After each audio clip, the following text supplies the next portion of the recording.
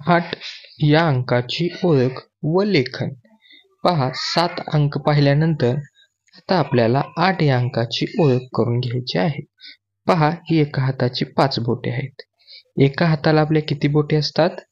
तर एका हाताला 5 बोटे असतात. पहा एका हाताची 5 बोटे आणि ही दुसऱ्या हाताची 3 बोटे.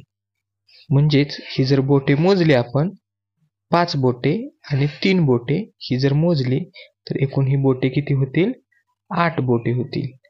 म्हणजे एका हाताची 5 बोटे आणि दुसऱ्या हाताची 3 बोटे, एकूण बोटे होतील 8.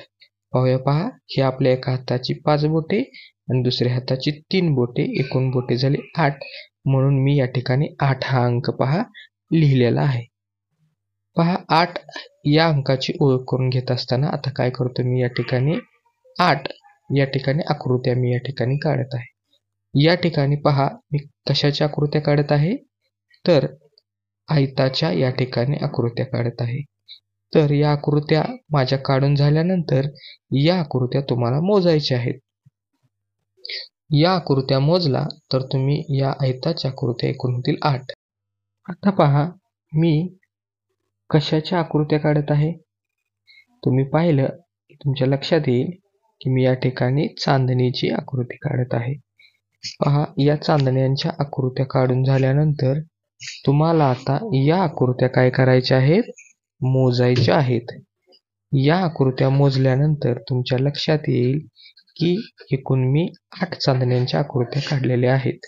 पहा 8 हा अंक अशा पद्धतीने असतो आणि 8 या अंकाचं पहा लेखन अशा पद्धतीने करायचं आहे.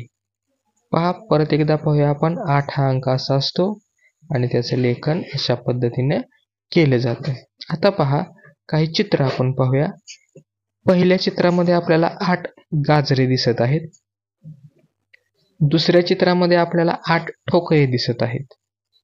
तिसऱ्या चित्रामध्ये आपल्याला 8 झाडांची पाने दिसत आहेत आणि या वरच्या चित्रामध्ये पहा आपल्याला 8 आंबे या ठिकाणी दिसत आहेत आणि हे जे चित्र आहे या चित्रामध्ये 8 या ठिकाणी पेन दाखवलेले आहेत. म्हणजेच पहा 8 हा अंक अशा पद्धतीने असतो. म्हणजेच 8 या अंकाची आपल्याला ओळख अशा पद्धतीने या ठिकाणी आज करून घेता येईल.